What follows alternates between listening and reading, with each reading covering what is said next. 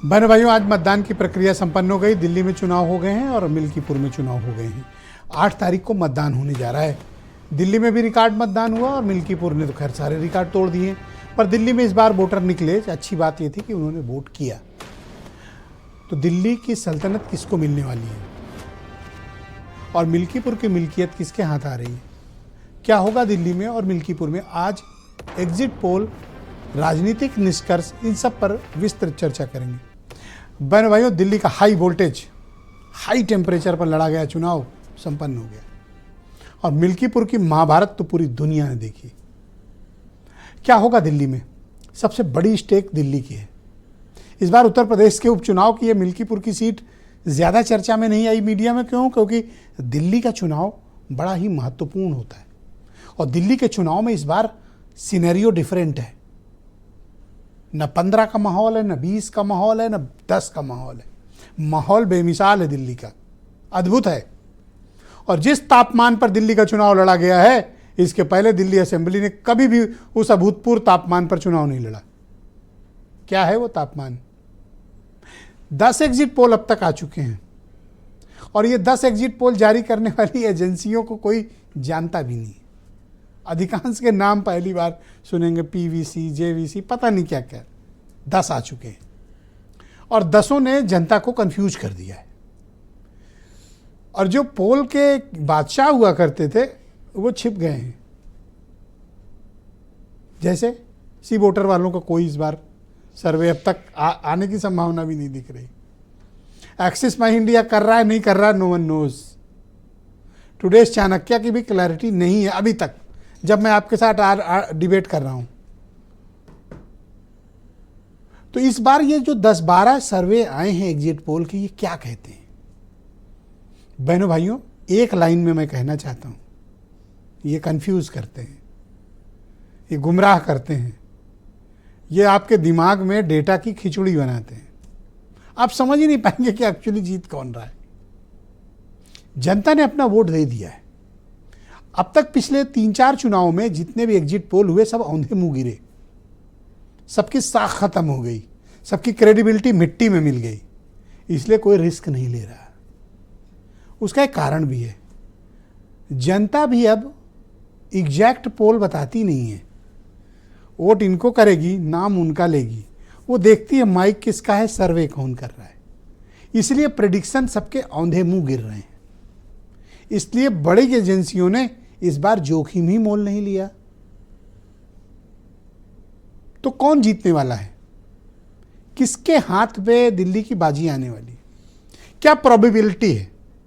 Mathematics में permutation, combination और probability पर बात होती है। जब आपको ह्यूज डेटा एनालिसिस आप करते हैं तो उसमें एक वर्ड आता है प्रोबेबिलिटी। संभावनाओं का क्षेत्र किसके लिए कितना व्यापक है। जो डेटा आ रहे हैं और जो सोशल मीडिया पोस्ट आ रही हैं, जो ट्विटर्स पे है, फेसबुक पे है, उसका कंप्लीट आप एनालिसिस करें। इन सब के चक्रव्यूह में फंसने के बजाय सेंटीमेंट्स का एनालिसिस करिए। कौन क्या कहना चाहता है उसका एनालिसिस करिए। 2 बातें निकलकर सामने आएंगी। सोशल मीडिया का जो बिहेवियर एनालिसिस है, बहनों भाइयों, वही रिजल्ट है। एक लाइन की बात। प्रोबेबिलिटी नंबर 1,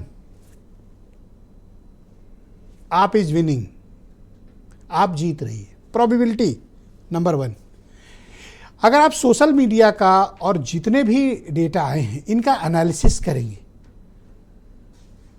तो 50 से 55% संभावना, प्रोबेबिलिटी, जो मैथमेटिक्स के स्टूडेंट हैं वो समझ रहे होंगे, 50 से 55% चांसेस किसके हैं प्रोबेबिलिटी दिल्ली का चुनाव जीतने की? आम आदमी पार्टी। तो बीजेपी की कितनी प्रोबेबिलिटी है? 40 से 50। ये प्रोबेबिलिटी नंबर 2 अगर बीजेपी जीतती है तो 40 से लेकर 50 तक की जो परसेंटेज की जीत की संभावना है वो भारतीय जनता पार्टी की है। और 5 से 15% की जो संभावना है वह है हंग असेंबली की। 3 कंडीशंस में आपके समक्ष रख रहा हूं। प्रोबेबिलिटी नंबर 1, आप जीत रही है। कितने प्रतिशत चांस हैं? 40 से 55% के चांस है। ओके, इसका एक एनालिसिस ये भी है कि उसको आप 50-55 भी मान सकते हैं या मैक्सिमम 55% मान सकते हैं।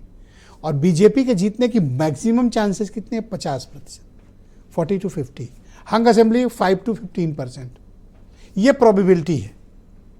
उस प्रोबेबिलिटी के मुताबिक वोट शेयर कितना होगा? अगर प्रोबेबिलिटी नंबर 1 आप जीती और उसको 40% वोट आए, 40% की आपको आया तो प्रोबेबिलिटी हुई, तो उसका वोट शेयर होगा 47% लगभग, अनुमानता। और आप अगर 55% वाली प्रोबेबिलिटी में आती है तो उसका वोट शेयर 51% जाएगा। बीजेपी 36% वोट शेयर से लेकर 50 तक जा सकती है। कैसे? अगर प्रोबेबिलिटी ये हुई कि बीजेपी ने 50% की स्ट्राइक की संभावना दर्ज की कि हम जीत लेंगे चुनाव, तब फिर बीजेपी के लिए जीतने के चांसेस ब्राइट होंगे।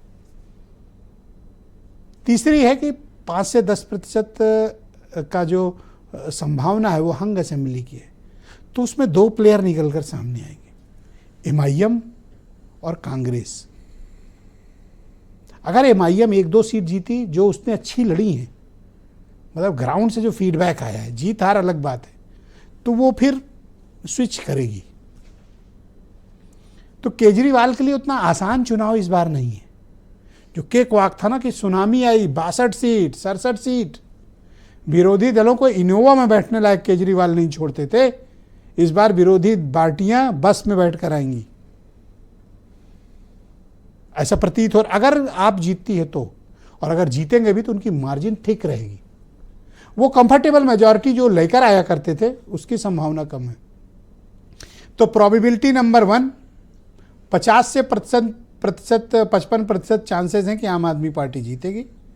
बीजेपी चुनाव जीत सकती है, इस बात की प्रोबेबिलिटी 40 से 50%। और हंग असेंबली हो सकती है, इस बात की प्रोबेबिलिटी 5 से 15% है। और एक चीज मैं क्लियर कर दूं कि दिल्ली की जनता इतनी समझदार है कि पिछले जितने इलेक्शंस का आप एनालिसिस कर दीजिए, 1 या 2 बार के अवसरों को छोड़कर जिसको दिया है छप्पर फाड़ कर दिया है, फर्श तोड़ कर दिया है। और जिससे छीना है उसको भिखारी का बना दिया, नंगा भी कर दिया। ये दिल्ली की जनता है बहनों भाइयों, अत्यधिक समझदार है। और मैं पिछली कई डिबेट में आपसे कह चुका हूं, दुनिया के लिए ये शोध का विषय होना चाहिए। लोकसभा में यही लोग मोदी को वोट करते हैं, विधानसभा में यही वोटर झाड़ू पर वोट करता है केजरीवाल को। नगर निगम में वोटिंग पैटर्न उसका बिल्कुल डिफरेंट है। इसलिए दिल्ली का वोटर बड़ा महान है, उस पर तो शोध होना चाहिए। तो 3 प्रोबेबिलिटी की हमने चर्चा की। आप अगर जीतेगी, इसकी संभावना 50 से 55%। बीजेपी जीत सकती है, इसकी संभावना 40 से 50%। हंग असेंबली आएगी, इसकी संभावना 5 से 15%। चौथी बात, जिसको आएगा पूरा आएगा, बहुमत आएगा। तो आज की चर्चा के लिए कुछ बयान, फिर डिबेट। धर्म युद्ध है, ये अच्छाई और बुराई की लड़ाई चल रही है, ये काम और गुंडागर्दी की लड़ाई चल रही है। और अगर आप देखिए जिस तरह से लोगों का प्रेम सड़कों पे दिखा है, जो वोटर हैं, जो उनका रिस्पांस है, तो ये दिखता है कि आम आदमी पार्टी से, अरविंद केजरीवाल जी से दिल्ली की जनता प्यार करती है। सौरभ भारद्वाज के चेहरे पे निराशा और हताशा साफ दिखाई देती है। पिछले 2 चुनावों में ऐसा नहीं था। आपकी गुंडागर्दी पकड़ी जा रही है, आपके शराब पकड़ी जा रही है, आपके पैसे पकड़े जा रहे हैं, आपके जाली वोट पकड़े जा रहे हैं। तो आपकी ये छटपटाहट स्वाभाविक है। दिल्ली अपना मन बना चुकी है। दिल्ली डबल इंजन की सरकार प्रधानमंत्री जी के नेतृत्व में बनाएगी। अब इंतजार करते हैं 8 तारीख का। और अच्छा हम लोगों ने चुनाव लड़ा है। जिस कांग्रेस को दिल्ली में कुछ नहीं समझा जाता था, उसने सारी समीकरण बदले हैं। और अगर आप सारे समीकरण बदलने के स्तर पर आते हैं तो फिर आदमी कहीं भी जा सकता है। इनका विश्वास अधिकारियों के ऊपर, इसके बावजूद हमें देवतुल्य जनता पर यकीन है। 8 तारीख को नतीजा खुलेगा तो इस बात का मैसेज होगा कि भारतीय जनता पार्टी की सरकार का दिन लद गया है। तो आज की चर्चा को बहनों भाइयों आगे बढ़ाते हैं। संजय सिंह भारतीय जनता पार्टी के लीडर हैं, हमारे साथ स्टूडियो में मौजूद हैं। फराज किदवई समाजवादी पार्टी के प्रवक्ता, संजय बेचन दिल्ली से हमें ज्वाइन कर रहे हैं, बहुत ही जाने माने प्रतिष्ठित पत्रकार हैं। के मिश्रा वरिष्ठ पत्रकार मिल्कीपुर अयोध्या से हमें थोड़ी देर में ज्वाइन करने वाले हैं। और नीलू रंजन जी बहुत ही जाने माने पत्रकार हैं, राजनीतिक मामलों के एक्सपर्ट हैं और दिल्ली के चुनाव को उन्होंने बहुत नज़दीक से देखा है, वो भी हमें ज्वाइन कर चुके हैं। और सर्वेश मिश्रा आम आदमी पार्टी के प्रवक्ता दिल्ली से हमें ज्वाइन कर रहे हैं। वीरेंद्र सिंह जी हमारे स्टेट हेड, स्वागत, धन्यवाद सभी का। सर्वेश मिश्रा जी, जितने भी अब तक 10 एग्जिट पोल आए हैं उनमें से अगर मैं औसत निकालूं तो आप बहुमत के आंकड़ों से पिछड़ रहे हैं, कारण क्या है?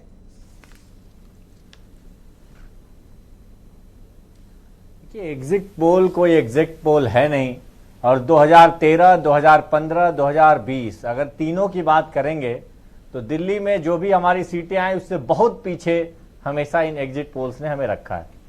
देखिए, कई एग्जिट पोल्स हमारी सरकार भी बना रहे हैं, अच्छे बहुमत के साथ, बड़े सैंपल साइज के सर्वे हैं, लेकिन फिर भी मैं इन पे नहीं जाना चाहता हूं। 2 दिन का वक्त भारतीय जनता पार्टी को खुश रहने के लिए देते हैं, क्योंकि खुश रहने से दिल की बीमारी नहीं होती है। तो आप आराम से खुश रहिए, एग्जिट पोल देखते रहिए। 8 तारीख को जब ईवीएम खुलेगी, जब बैलेट पेपर खुलेगा, तो दिल्ली में काम की राजनीति की जीत होगी। देखिए, आप कोई चुनाव में ऐसा तो है नहीं कि हम लोग के बोलने से कोई वोट पे प्रभाव आ जाएगा। सबके जो भी परिणाम है वो ईवीएम में कैद हो चुके हैं, तो जो परिणाम होंगे वही देखने को मिलेगा। लेकिन इस पूरे देश ने देखा कि एक नेता, अरविंद केजरीवाल एक ऐसे नेता है जो काम की राजनीति पे चुनाव करा सकते हैं, जो स्कूल, अस्पताल, बिजली, पानी पर चुनाव करा सकते हैं। एक नेता अरविंद केजरीवाल है जिन्होंने चुनाव में मुद्दे को भागने नहीं दिया, नहीं तो भारतीय जनता पार्टी की इतने राज्यों अब में हम थोड़ा सा इन जो डेटा हमारे पास विभिन्न स्रोतों से, मीडिया स्रोतों से प्राप्त हुआ है, आप लोगों ने भी देखा होगा, आप पॉलिटिकल पार्टी, 10 सर्वे हमारे सामने है जिसमें प्रोबेबिलिटी नंबर 1 जो ये लोग प्रस्तुत कर रहे हैं, इनका डेटा कह रहा है, वो मेरा डेटा नहीं, इनका डेटा बता रहा है 10 में से 8 सर्वे एजेंसी भारतीय जनता पार्टी की क्लियर कट बहुमत की सरकार का दावा कर रहे हैं, और आम आदमी पार्टी को क्लियर कट बहुमत सिर्फ 2 एजेंसियों ने दिया है। अच्छा, इनके नाम भी बड़े अजीब अजीब हैं, पहली बार सामने 2000 अभी नहीं, देखिए जरूर, देखिए कई बार अगर इनके मेथडोलॉजी पे और तकनीकी पे जाएंगे, बहुत ही तकनीकी चीजें हो जाएंगी। देखिए, मैं एक बड़े लार्जर पिक्चर पे बता रहा हूं कि 2024 के चुनाव में जब 400 सीटों की प्रचंड बहुमत की सरकार मोदी जी की बन रही थी, तो सभी 13 सर्वे का आंकड़े में देख रहा था कि किस तरीके से 370, 375, 380, 415 तक के आंकड़े गए हुए थे। तो इन पे आज के दौर में जाने की जरूरत नहीं है। दिल्ली की जनता इस बार आप डिफेंसिव हैं, दबाव में हैं, दिल्ली की जनता को पहले जैसी तूफानी सुनामी केजरीवाल की इस बार दिख नहीं रही है। देखिए, केजरीवाल का जलवा भारतीय राजनीति में है और केजरीवाल का जलवा बरकरार रहेगा। और इसीलिए आपने दिल्ली के चुनाव में भी देखा होगा कि जो लोग कहते हैं कि जो बड़ी बड़ी पार्टियां जो चुनाव का नैरेटिव तय करती हैं, ये हर रोज केजरीवाल की ही पीछे चलती थी। बहुत शुक्रिया। केजरीवाल ने बता दिया कि देखो, हम बांटने और काटने वाली राजनीति नहीं चलने देंगे। ऑलराइट, मैं संजय सिंह को आमंत्रित करता हूं, भारतीय जनता पार्टी के प्रवक्ता हैं। 10 में से 8 सर्वे एजेंसी आपको जिता रही हैं और 2 आम आदमी पार्टी को जिता रही हैं। लेकिन ये लोग आपको सर्वे में तो जिता देते हैं, लेकिन कई बार आपके साथ बड़ा कांड भी कर देते हैं। नहीं ब्रजेश जी, देखिए, सर्वे पे तो नहीं जा रहे हैं। सर्वे पहले ही जनता ने बता दिया था क्या, और उस सर्वे का रिफ्लेक्शन केजरीवाल जी की बातों से नजर आ रहा था। केजरीवाल जी माफी मांगते घूम रहे थे कि हमने ये काम नहीं कराया, वो काम नहीं कराया, इस बार माफ कर दीजिए हमें, हमने पहले भी नहीं कराया, इस बार भी नहीं कराया, अब की मौका दे दीजिए। तो दिल्ली की जनता बहुत समझदार है। और सबसे बड़ी बात, जो केजरीवाल की जो एक इमेज थी, जो लार्जर देन साइज बन गई थी उनकी, वो उस पर बहुत बड़ा डेंट लगा, क्योंकि वो अन्ना हजारे के आंदोलन से निकले हुए नेता थे और ईमानदारी का बहुत बड़ा मेडल लेके वो घूम रहे थे। मैग्सेसे अवार्ड वगैरह न जाने वो कौन कौन से लेके आए हुए थे। लेकिन इस बार उन्होंने जो उनके जो पोल पट्टी खुली और जो करप्शन चार्जेस आए, जिसमें मनीष सिसोदिया, सत्येंद्र जैन, ना जाने कितने, खुद केजरीवाल जी खुद जेल में रहे, तो उसने इनको एक्सपोज कर दिया। इससे बड़ी बात क्या हो सकती है कि एक शिक्षा मंत्री को शराब का भी मंत्री बना रखा था इन्होंने। दूसरा, इनको बहाना नहीं मिल पा रहा था। कई बार इनको बहाना मिल जाता था एमसीडी के चुनाव को लेकर। अच्छा, जो बिहेवियर एनालिसिस हैं वो कहते हैं कि बीजेपी को गेन तो है दिल्ली के चुनाव में, नो डाउट अबाउट इट, इस पर तो कोई संदेह नहीं, लेकिन आम आदमी पार्टी के लिए वहाँ पर गरीब लोगों को, झुग्गी झोपड़ी में, lower middle class, salaried class, इनकी सिंपैथी हासिल है और वो सिंपैथी सोशल मीडिया के बिहेवियर एनालिसिस में रिफ्लेक्ट होती है। नहीं ब्रजेश जी, देखिए, अब झुग्गी झोपड़ी की तो मैं बात नहीं करता, एक वर्ग विशेष अगर ज्यादा है तो वो वोट उनको जाएगा, वो उन्हीं को देता है। लेकिन जो मिडिल क्लास है जिसका वोट इनको मिलता था, इस बार मोदी जी की जो गारंटी है उसके चलते, खासतौर से जो 7th पे कमीशन आया है और अभी जो बजट आया है उसके कारण से बहुत बड़ा चेंज आया। और फिर मोदी जी ने खुद गारंटी ली है इस बार, तो इसका बहुत बड़ा असर पड़ेगा दिल्ली के चुनाव में, ये मान के चलिए कि लेकिन जो मशीन लर्निंग है, प्रोबेबिलिटी है, वो आम आदमी पार्टी को बढ़त दे रही है। बीजेपी और जो डीप लर्निंग है वो आपको थोड़ी सी स्लाइटली, नहीं ब्रजेश जी, इस बार बीजेपी की पूर्ण 27 साल बाद बीजेपी की सरकार बनने जा रही है और केजरीवाल जी का सफाया होने जा रहा है दिल्ली से। बहुत शुक्रिया आपका। झाड़ू लग जाएगी केजरीवाल जी की, झाड़ू लग जाएगी इस बार उनको। अच्छा, जो उनका चुनाव चिन्ह है वही उनके ऊपर चलेगी इस बार। अरे बहुत जीतोगे तो 3 गुना 4 गुना जीत लोगे, 5 से 25 आ जाओगे, 30 आ जाओगे। देखिएगा, अभी खुलने दीजिए भाई, इनोवा की जगह बस में बैठ लेना और क्या। नहीं, बस पे नहीं, जनता ताज पहनाएगी दिल्ली की। ऑलराइट, मैं फराज किदवई को आमंत्रित करता हूँ। मिल्कीपुर में ऐसा प्रतीत होता है कि गिर गए हैं इस बार, और मिल्कीपुर में बहनों भाइयों रिकॉर्ड मतदान किया है, रिकॉर्ड मतदान, मोर देन 65% वोटिंग। क्या वाकई में मिल्कीपुर की जनता निकलकर इतना बड़ा बदलाव चाहती है, या फिर अवधेश प्रसाद को बरकरार रखना चाहती है? मिल्कीपुर की मिल्कियत किसके हाथ लगेगी? फराज किदवई जी, क्या आपकी पार्टी कुछ दबाव में है, या आपको लगा कि जितना इजी केक वॉक आपके लिए पहले के चुनाव थे, इस बार मिल्कीपुर में आपको बहुत ही संघर्ष का सामना करना पड़ रहा है? ब्रजेश जी, हमारे जो प्रत्याशी हैं अजीत जी, उनके नाम का अगर मतलब समझिए तो ये संस्कृत के शब्द अजीता से निकला है, correct me if I am wrong, और उसका मतलब ये है कि जिसको हराया ना जा सके। तो आशीर्वाद तो अजीत जी को पहले से ही है कि वो जीतेंगे। दूसरी बात, मैं तारीफ करना चाहूँगा उत्तर प्रदेश पुलिस की। नाम सिकंदर का रख लेने से सर कोई नहीं, अजीत आप देखिएगा, हमने तो रिक्शे चलाते सिकंदरों को देखे हैं सर। दूसरी बात, मैं तारीफ करना चाहूँगा उत्तर प्रदेश की पुलिस की, ब्रजेश जी, उत्तर प्रदेश के प्रशासन की, अच्छा, अयोध्या के प्रशासन की, और अयोध्या के पुलिस प्रशासन की, और इनफैक्ट पूरा राजस्व की टीम है इनकी, कि बहुत शानदार तरीके से इनको जो जिम्मेदारी दी गई इन्होंने पूरी की। अरे आप तो, मुझे लगा कि गरियाएंगे इनको। नहीं, क्यों? अरे अच्छा, कोई बात नहीं, तो अच्छी बात है, आप तो तारीफ जो जिम्मेदारी इनको माननीय मुख्यमंत्री जी ने दी थी कि समाजवादी पार्टी के वोटर्स को रोकना है, उनके ऊपर लाठीचार्ज करना है, उनको डराना है, उनको धमकाना है, पूरी अच्छी तरह से पुलिस प्रशासन ने अपना काम निभाया। और समाजवादी पार्टी की लड़ाई भारतीय जनता पार्टी से थी ही नहीं, समाजवादी पार्टी की तो जो लड़ाई थी वो पुलिस प्रशासन से थी और चुनाव आयोग से थी। भारतीय जनता पार्टी तो खाली पीछे से बैटिंग कर रही है। लेकिन आपको मैं एक ब्रेकिंग न्यूज दे दूं ब्रजेश जी, कि उत्तर प्रदेश के जो विधानसभा के चुनाव हैं वो अब सर पर हैं, और आपको एक नया गवर्नर मिलने जा रहा है। कहाँ पे? उत्तर प्रदेश में। अच्छा, और आजकल बीजेपी वालों से ज्यादा संपर्क में रह रहे हो? अब सुन, अरे सर, एनालिसिस, अभी आप जो बोल रहे थे ना, एनालिसिस, तो जो हमारे सीसी हैं वो 18 को रिटायर हो रहे हैं, और आपको एज अ गवर्नर वो गिफ्ट किए जाएंगे, क्योंकि उन्होंने इतनी निष्ठा से काम किया है। राजीव यूपी के गवर्नर 100%, आप देख लीजिएगा, ये मेरा प्रेडिक्शन है। इतनी निष्ठा से उन्होंने भारतीय तो जनता पार्टी के लिए भूल गए मतलब? नहीं, हम भूले नहीं, अब आने दिए, मिल्कीपुर पर भी आने दिए सर, 10 सेकंड का समय बिल्कुल, आप ले लीजिएगा, आप ले लीजिएगा, तो आपको ये नया गवर्नर के तौर पर मिल जाएंगे। दूसरी बात ये है कि अभी आपने, अब थोड़ा सा दिल्ली के ऊपर भी बात कर लें। दिल्ली के ऊपर आपने बोला कि मिल्कीपुर हार रहे हो। मिल्कीपुर हम 100% जीत रहे हैं, और मैं इसलिए बोल रहा हूं कि हम जीत रहे हैं कि हमको ये पूरा अंदाजा था, हमारे राष्ट्रीय अध्यक्ष आदरणीय अखिलेश यादव जी ने खुद कमान संभाली थी कि इन्होंने जो कुंदरकी में जो कुतर्क किए थे, उससे हम लोग ये मान के चल रहे हैं कि 15 से 20% तक के ये बेईमानी करेंगे, तो हमारी तैयारी उसी हिसाब से थी।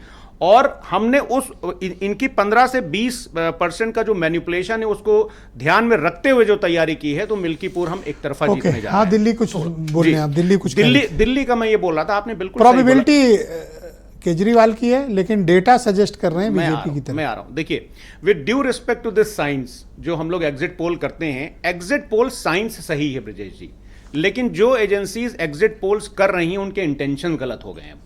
ये मैं पूरी जिम्मेदारी से बोल रहा हूं, क्योंकि कुछ स्टैटिस्टिक्स और रिसर्च प्रोजेक्ट्स में मैं भी इन्वॉल्व रहा हूं। अब रही प्रोबेबिलिटी की बात, तो आप ब्रजेश जी, आपकी बात से मैं पूरी तरह से सहमत हूं। आप देखिए कि लोकसभा के चुनाव में जब 400 सीटें दी जा रही थी फ्रॉम डिफरेंट एजेंसीज और आई 240, यानी कि मैथ्स की आपने बात की तो 60%, तो अब ये लोग 35 सीट दे रहे हैं, तो 35 का 60% निकाल लीजिए, 21 सीटें आएंगी। ये हो गई मैथ्स की बात, भारतीय जनता पार्टी। अच्छा, सपा वाले भी एग्जिट पोल निकाल रहे हैं? नहीं, अरे आपके सामने बैठा है सर, मैं कर चुका हूं। मैं जिस कंपनी में काम करना था उस रिसर्च में काम कर चुका हूं। और एग्जिट पोल आपका बता रहे हैं। अरे सर, इनको कितनी सीट दे रहे हैं? मैं 21 दे तो दी, मैं मैथ्स की बात कर रहा हूं, मैं मैथ्स की बात कर रहा हूं। अरे कांग्रेस को sir, thank you sir, alright sir, मैं फिर नेक्स्ट राउंड में आपसे बाकी विचार लूंगा। मैं आपको सीधे मिल्कीपुर लिए चलता हूं, बहुत ही सीनियर जर्नलिस्ट हैं के मिश्रा। पहले मिल्कीपुर निपटा लिया जाए, फिर दिल्ली चलते हैं। दो बहुत सीनियर जर्नलिस्ट हैं, उनसे विस्तृत बात करेंगे। मिश्रा जी, आपका स्वागत और धन्यवाद। प्रणाम सर। क्या है मिल्कीपुर में सर, किसकी मिल्कियत रहेगी? ब्रजेश जी, इस बार मिल्कीपुर में बदलाव की बयार चल गई है, और आज तो मैं करीब 18 से 22 बूथ पर देखा हूं। ये जो लोग कुछ निगेटिव प्रचार कर रहे थे शुरू से कि ये प्रशासन दबाव कर रहा है, ऐसा कुछ नहीं, हमको कहीं नहीं दिखा। मैंने देखा हर लोग निकल करके अपना मतदान कर रहे थे, और पिछली बार से 7% मतदान ज्यादा हुआ है, करीब 58% लास्ट टाइम के मुकाबले 7% ज्यादा वोटिंग है जी, लगभग सर 7-7.5% है, चूंकि कंफर्म नहीं हूं, 58 के आसपास मतदान हुआ। और इस बार ये मतदान जो ज्यादा हुआ है, इसमें बीजेपी ने एक अपनी अंतिम समय में एक नया फैक्टर निकाला था, जो वोट निकालने वाला, चूंकि अमूमन SC-BC सीटों पर सवर्ण मतदाता कम निकलते हैं। ये बोलते हैं कि यार हमारा कोई प्रत्याशी या कोई रिश्तेदार नात मत कोई है नहीं, लेकिन बीजेपी यही डिबीट खा जाती थी। इस बार मैंने देखा 3 दिन पहले जो इन लोगों ने रणनीति बनाई थी वोटर निकालने के लिए, खासतौर से सवर्णों का, कि 1-2 लोग वोट दे आते थे, बाकी घर की महिलाएं नहीं जाती थी। इस बार मैंने देखा है कि नई नई नवेली दुल्हन, अभी 4-5 दिन पहले शादी हुई थी, वो घूंघट में आई थी, हम लोगों ने उसकी फोटो क्लिक किया है, वोट देने आई थी, मुंह ढका था पूरा घूंघट में। तो इस और जो वोट का परसेंटेज बढ़ा है, इससे कहीं ना कहीं मेरा जो व्यक्तिगत वो है कि इसमें बीजेपी को फायदा हुआ है। अगर कम होता तो ऐसी क्या रणनीति मिश्रा जी बीजेपी ने लगाई कि ये वोटर जो आपके मुताबिक नहीं निकलते थे, और डेटा भी बता रहा है कि 7.5% अधिक मतदान हुआ, क्या रणनीति थी इसमें? रणनीति सर यही थी, इनके ये जो निचले स्तर से बूथ के अध्यक्ष या जो वोटर निकालने वाले थे, उनको इस बार चूंकि एक प्रेस वार्ता किए थे सूर्य प्रताप शाही जी, जो कृषि मंत्री हैं, यहाँ प्रभारी मंत्री भी हैं, 7-8 दिन पहले, तो उनसे हम लोगों ने पूछा था कि सवर्ण मतदाता क्यों नहीं निकलता है आपके लिए, तो उन्होंने कहा इस बार निकलेगा। हमने एक ऐसी बनाई है, हर गांव में 10 लोगों की एक टीम बनाई है, 11 लोगों की, तो जो लोगों ने लोकसभा चुनाव में ये स्ट्रेटजी नहीं अपनाई, ना ये दिमाग लगाया, नहीं सर नहीं, इसीलिए तो अब की इस बार फूंक फूंक के कदम रखा गया है। और लोकसभा चुनाव में माननीय अवधेश प्रसाद जी सांसद जी केवल 7,000 सवा 7,000 से वहां से लीड है। आपका एग्जिट पोल आपका खुद का क्या कहता है मिल्कीपुर? सर मेरे देखने में ब्रजेश जी सर, कि मुझे तो ये लग रहा है बीजेपी को यहाँ पे कोई चुनाव हरा नहीं पाएगा। अब 20,000 से जीतती है, 15,000 से जीतती है, 25,000 जीतती है। ओके, आपका तो मैक्सिमम 25,000 है कि 25,000 वोटों के अंतर से जीते? मेरा भी यही है, चूंकि ये आप कह रहे हैं कि अधिकतम 25,000 वोट। जी ऑलराइट मिश्रा जी, हमारे साथ बने रहिएगा। अब हम आपको सीधे दिल्ली लिए चलते हैं। दिल्ली से हमारे साथ संजय बेचन जी सम्मिलित हो चुके हैं डिबेट में। संजय जी, बहुत स्वागत आपका। मैं उम्मीद करता हूं कि आप भी वोट डालने गए होंगे। बताइए सर, एग्जिट पोल और आपका स्वास्थ्य कैसा है? मेरा स्वास्थ्य अच्छा है विजय जी, धन्यवाद। दिल्ली का जो चुनाव है इस बार बड़ा एक अजीब सा चुनाव है। दिल्ली के चुनाव में देखिए, इस बार पहली बार है, जो पिछले बार दो चुनाव हुए वो एक तरफा चुनाव थे, उसपे आम आदमी पार्टी लीड कर रही थी। जनता में मैसेज था, फील था, सब पता चल रहा था कि आम आदमी पार्टी सरकार बना रही है, लेकिन इस बार ऐसी स्पष्टता नहीं है। दिल्ली के चुनाव में ऐसी स्पष्टता नहीं है। बीजेपी रेस में है, कुछ सीटों पर कांग्रेस भी बहुत मजबूती से चुनाव लड़ रही है। तो ये ये अरविंद केजरीवाल के राजनीतिक जीवन का अब तक का सबसे कठिन चुनाव है। जब पहली बार अरविंद केजरीवाल चुनाव लड़े थे तो वो ईमानदारी के दिव्य वस्त्र पहने हुए अरविंद केजरीवाल थे, अन्ना के आंदोलन से निकले हुए। और 2025 में जो अरविंद केजरीवाल हैं वो स्यापा राजनीति के शिखर पुरुष हैं। इनको स्यापा का मतलब थोड़ा सा इस बात को परिभाषित करें। हर बात पे स्यापा करना, केंद्र को गाली देना, अपने को एबव दी बोर्ड रख करके बाकी सारे लोगों को गाली देना और अपने को गंगा जल से भी पवित्र बताना, जबकि सारे घोटाले उनकी पार्टी में हो रहे हैं। सारा कुछ उनका अधिनायकवादी जो चरित्र है वो सामने आ गया। किस तरह से उन्होंने अपने सहयोगियों को जो उनके साथ थे, आंदोलन खड़ा किया था, पार्टी खड़ी की थी, उनको एक एक करके निकाला। आप देखिए कि 2015 का अरविंद केजरीवाल हर बात पर एक सर्वे कराता था जनता में। पंजाब में भी अगर चीफ मिनिस्टर बनाया गया था तो जनता में एक सर्वे हुआ था, आपको याद होगा।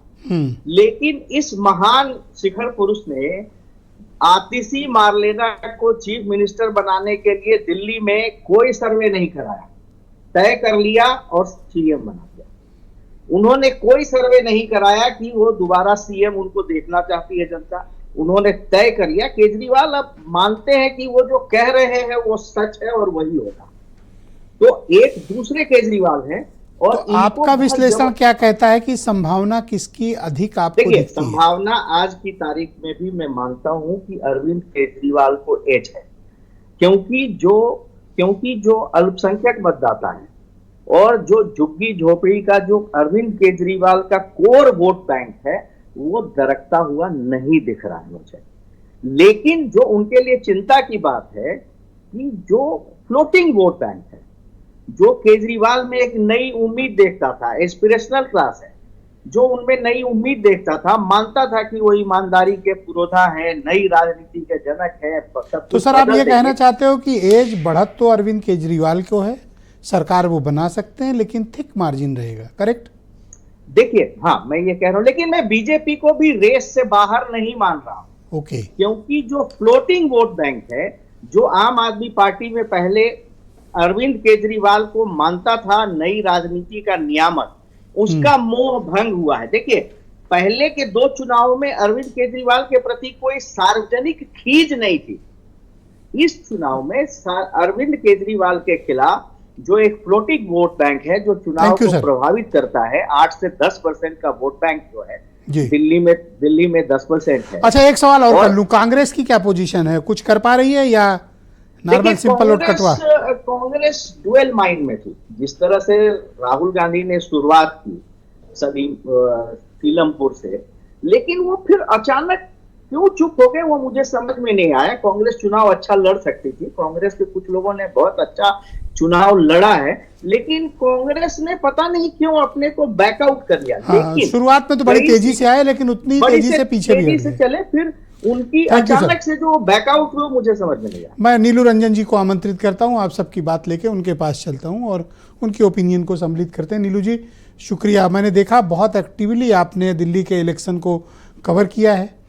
आज 10 अलग अलग एग्जिट पोल आए हैं, अजीब अजीब नाम के आए हैं, मैं जानता नहीं, और हो सकता है मतलब सही भी हो, ये लोग, इनका सबका अपना मेथड है करने का। लेकिन आपका सर्वे क्या कहता है और आपकी प्रोबेबिलिटी और एग्जिट पोल क्या कहता है? दिल्ली इस बार केजरीवाल बरकरार रहेंगे या बीजेपी बदलाव करने में वहां कामयाब होगी? देखिए, मैं एग्जिट पोल पे नहीं जाता हूं। मेरा अपना मानना है कि इस बार केजरीवाल बहुत मुश्किल में है, और जो एज की बात कर रहे हैं वो एज इस बार भाजपा को यहाँ पे ज़्यादा है, और उस एज की वजह है मध्यम वर्ग। क्योंकि जिस मुस्लिम मर्यादा की बात आप कर रहे हैं वो मुस्लिम मर्यादा जो है वो कुछ सीटों पे 10-12 सीटों पे सिमटा हुआ है, जहां वो हार जीत का फैसला करता है। और जो झुग्गी झोपड़ी वाले हैं वो फैले हुए तो हैं, लेकिन 10-15% वोट जो है उनका है। लेकिन मध्यम वर्ग का जो वोट माना जा रहा है दिल्ली में, वो लगभग 45% से लोग 67% तक अलग अलग अनुमान लगा रहे हैं कि मध्यम वर्ग है। और वो मध्यम वर्ग में जहां जहां मेरी बात हुई है, जहां जहां मैंने समझने की कोशिश की है, उनमें कहीं एक थकान है एंटी इनकम्बेंसी जो केजरीवाल के खिलाफ है कि काम नहीं हुआ है पिछले 5 साल में, वो हावी है। और जो दो चीजें हैं, देखिए दिल्ली में एक रिटायर्ड लोग और नौकरी पेशा लोग बहुत ज्यादा हैं, और जो 8th पे कमीशन जो बनाई सरकार ने वो उनके लिए है, सीधे से नहीं दिखता है। और मध्यम वर्ग के लिए जो 12 लाख तक की जो आयकर की छूट है वो एक फील गुड फैक्टर लेके आया है। तो उस जो मध्यम वर्ग का वोट था वो मुझे लगता है कि और ज्यादा कॉन्संट्रेट हुआ है बीजेपी की तरफ। तो इस हिसाब से मुझे सीटें तो मैं नहीं कह सकता हूं, वो 40 भी हो सकती हैं, 42 भी हो सकती हैं, 36 वोट शेयर आम आदमी पार्टी का क्या 50% पार करेगा यहाँ पे एज है, या उससे काफी नीचे रहेगा? वोट प्रतिशत कितना रहने की संभावना है? नहीं, देखिए उसमें ऐसा है कि जो 2 बार के विधानसभा चुनाव हैं 15 और 20 का, तो लगभग 54% वोट जो है वो रहा है आपका। लेकिन अगर बीजेपी का वोट देखेंगे तो वो 32% से बढ़ के 38.6% पहुंच गया था, और कांग्रेस का 9.7 से घट के 4.3 आ गया था। इस बार चूंकि कांग्रेस 15-20 सीटों पे अच्छा लड़ रही है, तो मेरा अनुमान यह है कि लगभग 9-10% वोट कांग्रेस को आएगा, जो सीधे सीधे अरविंद केजरीवाल जी का वोट कम करेगा। क्या एमआईएम और भी अगर सीटों पर मध्यम वर्ग का बेहतर वोट लड़ती कम दिखी है हुआ तो ओखला वगैरह की तरफ? नहीं, देखिए वो अच्छा लड़ती हुई दिख रही है। दो जो हैं वो 2002 के दंगे के आरोपी जो हैं उनको उन्होंने टिकट दिया है, लेकिन मुझे लगता है वो जीत की स्थिति में नहीं है। अगर उन्होंने और कांग्रेस ने वोट काटा तो हो सकता है कि आप वहां हार जाए, और हिंदू वोट कॉन्सोलिडेट अगर हुआ तो हो सकता है बीजेपी को। अगर मैं आपसे कहूं कि कांग्रेस दिल्ली में सरकार किसकी बनेगी, तो आप क्या प्रेडिक्ट करेंगे अपनी एनालिसिस और ग्राउंड के फीडबैक के आधार पर? मेरे हिसाब से भाजपा की सरकार यहां बन रही है, ज्यादा चांसेस इसी के हैं। आम आदमी पार्टी और उनका जो कैंपेन था, उस कैंपेन का एनालिसिस आप किस तरह से करते हैं? कैंपेन में क्या बीजेपी हावी रही केजरीवाल पर, या केजरीवाल का कैंपेन खुद को डिफेंड करते हुए बेहतर रहा है? किसने बेटर परफॉर्म किया कैंपेन में? देखिए, अरविंद केजरीवाल जी का जो कैंपेन रहा है पूरा का पूरा चुनावी, एक तो बहुत पहले उन्होंने शुरू कर दिया था, और उनको ये था कि हमारे खिलाफ एंटी इनकम्बेंसी है और इसलिए सभी वर्गों को कैसे कैसे जोड़ा जाए। तो वो पंडितों ग्रंथियों से लेके मध्यम वर्ग, छात्रों, महिलाओं, तमाम चीजें उन्होंने शुरू कर दी कि जहां से भी जो आए। जाटों तक के लिए आरक्षण की बात कर दी कि आपको नहीं दे रहे हैं, छात्रों के लिए बात कर दी कि मेट्रो में हम देंगे, मतलब हर चीज वो लगातार बोलते रहे। और जो पानी का गंदे पानी की जो समस्या है दिल्ली में, जिससे खासतौर पे मध्यम वर्ग बहुत परेशान है, खरीद के पानी पीने के लिए उसको एड्रेस नहीं कर पाए, तो उसको लुभाने के लिए बहुत शुक्रिया सर, मेरे साथ प्लीज बने रहिएगा। भेजा और मैं वीरेंद्र सिंह जी भी कंफ्यूज ज्यादा रहे Arvind ji, thank you sir. Virendra ji भी हमारे साथ आ गए। भाई वीरेंद्र जी, आपकी अंडरस्टैंडिंग क्या कहती है? दिल्ली ने किसकी किस्मत तय की है? दिल्ली में क्या चल रहा है? और मिल्कीपुर ने इस बार क्या तय किया है? किसकी मिल्कियत रहेगी? देखिए, एग्जिट पोल तो सब फेल हो गए, एग्जिट पोल वाले आए नहीं, लेकिन 10 लोगों ने सर्वे अपना जारी किया है जी, और उसमें से 8 में बीजेपी को दिल्ली में बहुमत मिल रहा है, और 2 लोगों में केजरीवाल की पार्टी को बहुमत आ रहा है। भाजपा को 50 सीटें तक दे रहे हैं लोग कि वो 50 सीटें पा सकती है। अब परिणाम तो जो भी होगा, लेकिन ये अलग अलग सर्वे है, कितने ऑथेंटिक हैं इन पर तो अभी तक कोई राय स्पष्ट नहीं हुई है। लेकिन जो 11 साल में केजरीवाल को लेकर एक एंटी इनकम्बेंसी फैक्टर का मामला है, उसमें ये जरूर कह सकते हैं कि भाजपा ने एक माहौल बनाया कि केजरीवाल की सरकार में कई जगह पे भ्रष्टाचार हुआ, जिसके नाते उनसे जनता ऊब गई है। लेकिन जब बात झुग्गी झोपड़ी पाती है, तब वहां केजरीवाल का सिक्का चलता नजर आता है, और वहां पर केजरीवाल की जो योजनाएं हैं, मोहल्ला क्लिनिक से लेके, बिजली से लेके, यात्रा से लेके, वो लोगों को काफी प्रभावित करती हैं। 1500 बनाम 2500 रुपया वाला भी फैक्टर चला है दिल्ली में काफी, और दिल्ली में करीब 58% मतदान होने की सूचना है। तो दिल्ली में देखिए एक लड़ाई सतत चली आ रही है केंद्र और सरकार के बीच में। जब विपक्षी दल की सरकार होगी तो स्वाभाविक है कि वहां तालमेल नहीं बन पाएगा। भाजपा के लिए एक बात जरूर हो सकती है कि पिछले 2 चुनाव से वो 1 अंक में सीटों पे आ रही थी, 2 कभी 3 सीट, कभी 5 सीट, कभी इस तरह का। 27 साल बाद अचानक से वो इस चुनाव में सर्वे बता रहे कि वो सरकार में आ रही है, सरकार बना सकती है। तो भाजपा के लिए यही बहुत खुशी की बात है। मुख्यमंत्री का कोई कैंडिडेट तो उसने दिया नहीं था, जबकि केजरीवाल की ओर से तय है, आम आदमी पार्टी की ओर से केजरीवाल बनेंगे और उनके कई बड़े नेता भी हैं। दिल्ली में बीजेपी मोदी के चेहरे के अलावा कोई बड़े चेहरे के नाम पर कोई वोट तो खींच नहीं पाई है। अब वो सरकार विरोधी वोट कुछ पा जाए तो एक अलग बात है, वो क्या रणनीति होगी। कांग्रेस को कोई सर्वे 1 सीट से ऊपर नहीं दे रहा है, और पता नहीं एक भी आएगा या मायावती, ओवैसी इन सब की तरह जीरो ना हो जाए जिस तरह से अन्य को जीरो दिखाया जा रहा है। तो ये भी एक बड़ा आश्चर्यजनक रहेगा रिजल्ट 8 तारीख को जब आएगा। लेकिन ये जरूर है कि कांग्रेस ने वो गाना गाया था कि हम तो डूबे हैं सनम तुमको भी ले डूबेंगे। तो अगर भाजपा की सरकार आई तो साफ है कांग्रेस ने आम आदमी पार्टी को डुबो दिया, और अगर केजरीवाल की सरकार आई तो साफ है कि कांग्रेस न घर की रही न घाट की रही। दोनों तरफ से मामला ऐसे बनेगा। फिलहाल हम हर चुनाव में हमारे देश के नेता, सरकारें ये वादा करती हैं कि हम गरीबी हटाएंगे, भ्रष्टाचार खत्म करेंगे, बेरोजगारी मिटाएंगे। लेकिन हर चुनाव में ये मुद्दा अपने आप आ जाता है सामने, और उसके साथ अब रेवड़ियों का दौर चल रहा है कि सिलेंडर लोगे, नगद लोगे, पानी लोगे, बस यात्रा लोगे, सब मुफ्त में देने को बिजली से लेके सरकारें तैयार हैं। तो ये भी एक अपने आप में बड़ा रोचक है कि इस देश में चुनाव ना आवे तो शायद जनता को कुछ मिलवे भी न करे। तो चुनाव बहुत अच्छी चीज है, 5 साल में होता है, कम से कम कुछ चीजें बढ़कर मिलती हैं। वैसे ब्रजेश जी 2500 रुपए का देखिए नकदीकरण का जो मामला है, ये दांव काफी इफेक्टिव है, और इस दांव से केजरीवाल को एक बड़ा झटका लग सकता है। उनकी हैट्रिक के राह में ये योजनाएं लोक लुभावन काफी रोड़ा बन सकती हैं। कौन जीतेगा हारेगा इस पर तो हम लोग नहीं कह सकते, अभी जानते नहीं, लेकिन लड़ाई एकदम कांटे की है और सीधी लड़ाई है। अभी संदीप दीक्षित जी को हम लोग सुन रहे थे कि जनता का स्नेह मिला। अरे जब 90% सीट पर जमानते जब्त हो जाएगा तो स्नेह लेके क्या करेंगे। स्नेह तो तब माना जाए कि कुछ आपको कहीं पर आप जीत की स्थिति में दिखे, कहीं आप लड़के बाहर तो आए।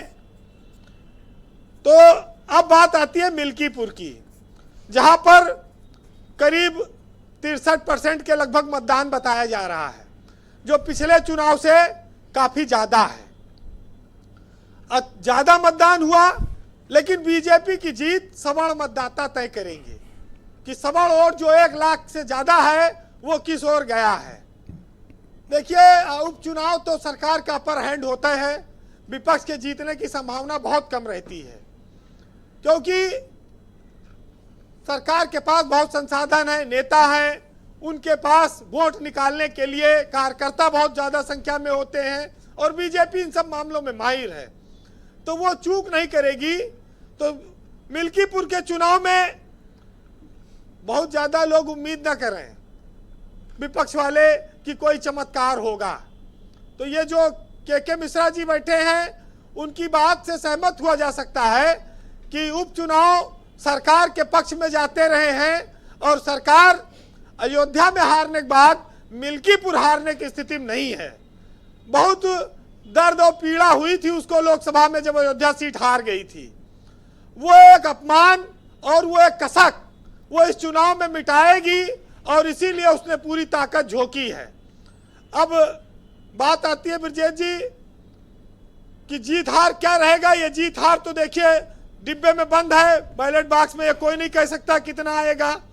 लेकिन हम लोग इतना जानते हैं कि चाहे केजरीवाल हो चाहे अवधेश प्रसाद हो, जिन लोगों ने सियासत में अपना एक अलग मुकाम बनाया है तो जनता ने उनको मौके दिए हैं और अब उनका मुकाबला सीधे भाजपा से है, जो पार्टी बड़ी है, सत्ता में है, जिसके रणनीति को काट पाना मुश्किल है। ये सब चुनौतियां हैं जी। तो अब देखिए इसका रिजल्ट क्या आता है। लेकिन ये साफ है कि गंगा जमुना साफ होने से वोट तो मिलता नहीं है। वोट या तो मिलता है कि मुफ्त की रेवड़ी से या जातीय समीकरण से, और अब इस पर क्या आएगा। लेकिन एमआईएम और कांग्रेस की भूमिका क्या रही है इस चुनाव में, ये भी साफ होगा। केजरीवाल सत्ता में आएंगे तो लड़ाई फिर होगी कि दिल्ली में केंद्र सरकार हमको काम नहीं करने दे रही, ये लड़ाई जारी रहेगी। भाजपा सत्ता में आ जाएगी तो फिर लड़ाई खत्म हो जाएगी और राज्यपाल भी उनका है, मुख्यमंत्री भी अगर बना लेंगे केंद्र में उनका, तो सब चीजें उनकी अच्छी चलेंगी।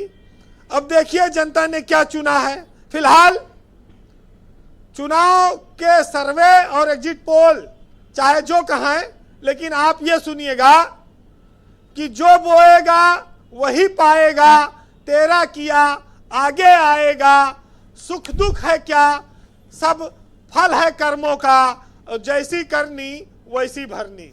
बहुत शुक्रिया वीरेन जी, बहुत बहुत धन्यवाद ग्राउंड जीरो से अपना फीडबैक, ओपिनियन और एनालिसिस हम तक पहुंचाने के लिए। बहनों भाइयों, इस परिचर्चा का दूसरा चरण प्रारंभ करते हैं। मेरे साथ सर्वेश मिश्रा मौजूद हैं, आम आदमी पार्टी के प्रवक्ता हैं, दिल्ली से हमें जुड़े हुए हैं। सर्वेश जी, एक प्रॉपर एक एनालिसिस है, वो ये बताता है कि जो कंफर्टेबल मार्जिन, कंफर्टेबल एक बढ़त आपके पास 2015-2020 में थी, उस बढ़त को आप खो चुके हैं। आपको एज तो है, बहुमत के करीब तो आप दिख रहे हैं जैसा एनालिसिस में आ रहा है, सिर्फ नीलू रंजन जी की बात को तो छोड़ दें तो, लेकिन आपको जिस तरह की संभावनाएं, प्रेडिक्शन और आपकी अनटेंटेड इमेज थी, उस पर जबरदस्त बीजेपी ने प्रतिघात किया है और आप उसका जवाब नहीं दे पाए आज तक।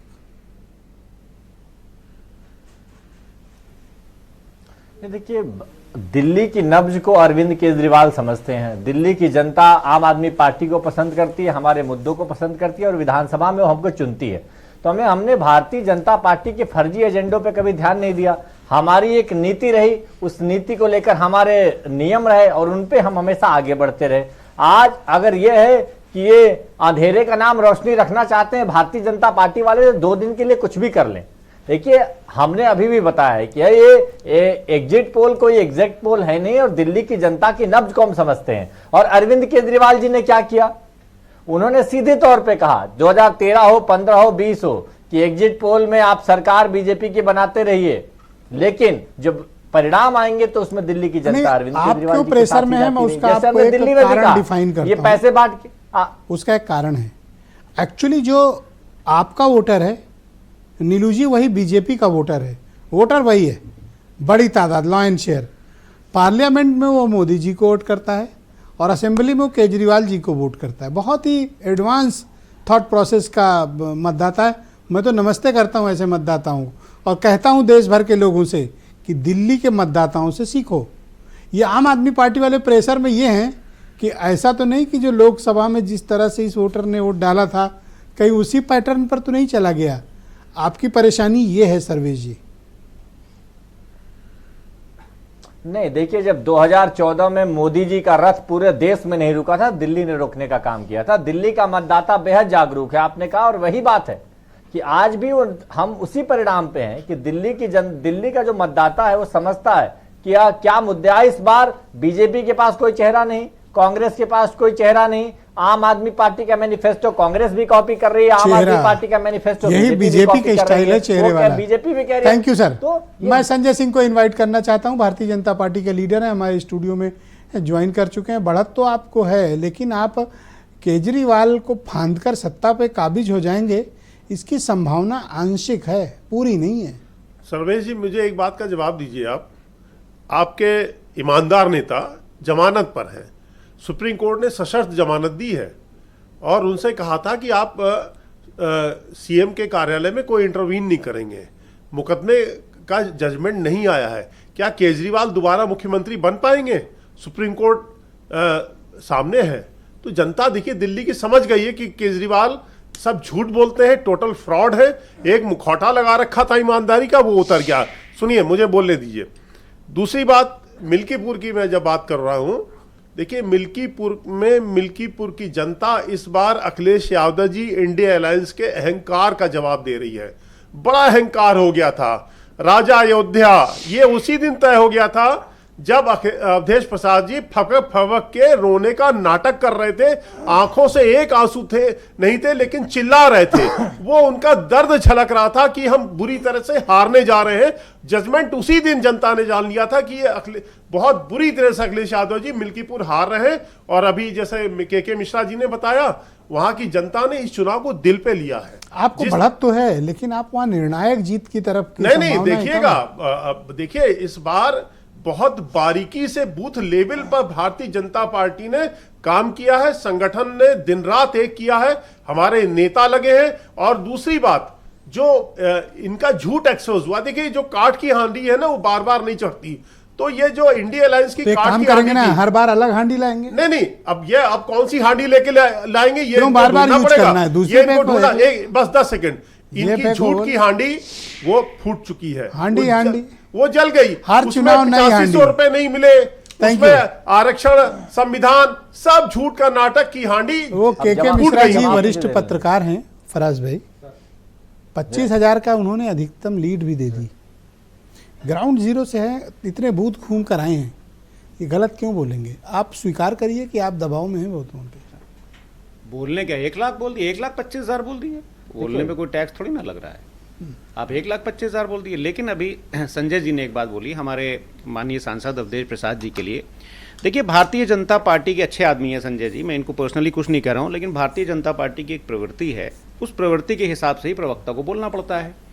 अब एक दलित बेटी के लिए एक दलित सांसद अगर फूट फूट करके रो रहा है, तो सुनिए सर, तो उत्तर प्रदेश की जनता, खासकर उत्तर प्रदेश के दलित, ये आप सुनो कि आपकी दलित की बेटी जिसके साथ अत्याचार हुआ था और एक दलित सांसद अगर रो रहा है, उसको नौटंकी बताई जा रही है, तो ये भारतीय जनता पार्टी का चेहरा है। दूसरी बात, नाटक प्रधानमंत्री जी करते हैं, नाटक प्रधानमंत्री जी कर रहे थे, सर वो आपने काउंट किए थे ना। दूसरी बात, अभी बात हो रही थी बड़ी के उत्तर प्रदेश की ही बात कर लेते हैं कि उत्तर प्रदेश में जो है वो ये हो रहा है, वो हो रहा है। आपको पता है ब्रजेश जी, एज पर एनसीआरबी प्रतिदिन 10 बलात्कार हो रहे हैं उत्तर प्रदेश में। मैं ये नहीं बोल रहा हूँ, पेज नंबर 31 पर एनसीआरबी की रिपोर्ट में लिखा हुआ है। हर छठे दिन सामूहिक बलात्कार के बाद हत्या हो रही है। हर दिन 41 महिलाओं का अपहरण हो रहा है, पेज नंबर 214 एनसीआरबी की रिपोर्ट। क्या बात कर रहे हैं? और दूसरी बात, दिल्ली पर बस 30 सेकंड में बोल दूं, अभी बोला जा रहा था दिल्ली में कि आतिशी सिंह जी को क्या कोई सर्वे किया गया था? हमारे कोई सम्मानित पैनलिस्ट बोल रहे थे। आतिशी सिंह असली नाम है उनका। आतिशी सिंह असली पता? नहीं, असली नाम, अरे आतिशी सिंह है उनका नाम। खैर चलिए, छोड़िए कि कोई सर्वे किया गया था। मैं ये पूछना चाहता हूं, मोहन यादव जी के ऊपर क्या कोई सर्वे हुआ था? क्या माननीय योगी आदित्यनाथ जी के ऊपर कोई सर्वे हुआ था? ब्रजेश जी, क्या पुष्कर सिंह धामी जी के ऊपर कोई सर्वे हुआ था? क्या विष्णु सिंह देव के ऊपर कोई सर्वे हुआ था? नहीं, देखिए क्या है कि अरविंद केजरीवाल जी ने दिल्ली में जो गवर्नेंस मॉडल एक प्रस्तुत किया है, वो पूरे देश के लिए एक जो है वो प्रेरणा देता है। Thank you sir. के मिश्रा जी, एक संजय जी ने बहुत महत्वपूर्ण सवाल पूछा था, उसका मुझे जवाब दे लेने दीजिए। हाँ दीजिए। एक बहुत बड़ा झूठ। 20 सेकंड। देखिए, उन्होंने कहा था कि अरविंद केजरीवाल के साथ कोई ऐसी शर्त थी। मैं उनके बेल ऑर्डर का एक लाइन पढ़ के सुना देता हूं। There is no evidence against mister Arvind Kejriwal, उसी बेल ऑर्डर में लिखा हुआ है। के मिश्रा जी को लाया जाए स्क्रीन पे, मिल्कीपुर के बारे में बता रहे थे। देखिए, और दूसरी शर्त मैं बताऊं। धन्यवाद सर, आप दोनों का शुक्रिया। आप दोनों का शुक्रिया। के मिश्रा जी को स्क्रीन पे लिया जाए। मिश्रा जी, सपा वाले तो आपके दावे से पूरी तरह खारिज कर रहे हैं, असहमत हैं। ऐसा सर कि आप एविडेंस दीजिए कि कैसे 25,000 की लीड है। लखनऊ दिल्ली में बैठ के सर्वे कर रहे हैं, हम लोग यहीं के रहने वाले हैं। और अभी बीरू जी ने, बीरेंद्र सिंह ने एक बात कही है कि यहाँ मिल्कीपुर नहीं बदलापुर है। यहाँ पे, यहाँ अयोध्या में जो सीट बीजेपी हारी है और 50,000 55,000 जो हारी है, उसका यहाँ पे हर एंगल से अपने आप को मजबूत किया है। जहां कमियां थी वहां उसको मेकअप किया है।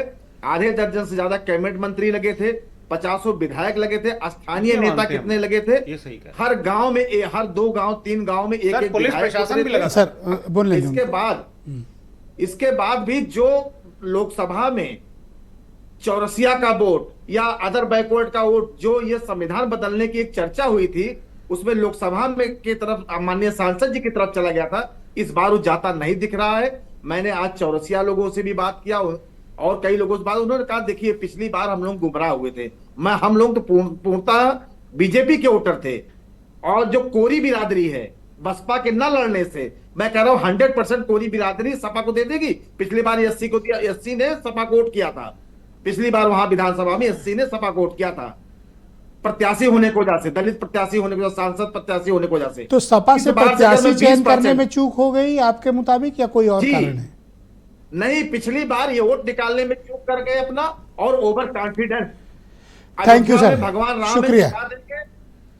मैं संजय बेचन जी को आमंत्रित करता हूं। संजय जी, आपकी बात से आपने जिन तथ्यों को प्रस्तुत किया, उन तथ्यों को आम आदमी पार्टी नकार रही है। हाँ, बढ़त वाली बात को तो वो कह रहे हैं कि ठीक है, तो एजेंसी इसका काम है, सर्वे करें। पर एक चीज़ है जो मैं नहीं समझ पा रहा हूँ, और आपने भी देखा होगा कि इस बार बड़ी वाली एजेंसियों ने सर्वे ही नहीं किया सर। देखिए ब्रजेश जी, अभी एक सज्जन आम अरविंद केजरीवाल के मॉडल ऑफ गवर्नेंस की बात कर रहे थे। अरविंद केजरीवाल का मॉडल ऑफ गवर्नेंस ये है कि उन्होंने कई महीनों तक कैबिनेट की कोई बैठक नहीं की, उनके पास कोई विभाग नहीं है, वो कोई सरकारी कागज पर साइन नहीं करते। अरविंद केजरीवाल का गवर्नेंस मॉडल है गवर्नेंस विदाउट एनी अकाउंटेबिलिटी। ये एक सबसे बड़ी बात है, उनको कोई अकाउंटेबिलिटी नहीं है लेनी है। जो भी आरोप है वो कभी केंद्र के खाते में डाल देना है, कभी उसके खाते में डाल देना है, कभी उसके खाते में डाल देना है, और काम इस बार देखिए आप समझिए कि इस बार का केजरीवाल जो है वो आवरण विहीन केजरीवाल चुनाव लड़ रहे हैं। आपने कहा चुनाव में कोई चेहरा नहीं है, आम आदमी पार्टी की पूरी मशक्कत चेहरा बचाने की है। इस बार उनके सामने संकट चेहरे के विश्वास का है, और पूरी पार्टी की रैंक्स एंड फाइल डिवाइड है। आप देख लीजिए जिस तरह से अरविंद केजरीवाल ने अपने लोगों को निपटाया है, अपने समानांतर के लोगों को, जिस तरह से आप आम आदमी पार्टी के जो वरिष्ठ लोग हैं वो डरते हैं अगला नंबर मेरा तो नहीं है।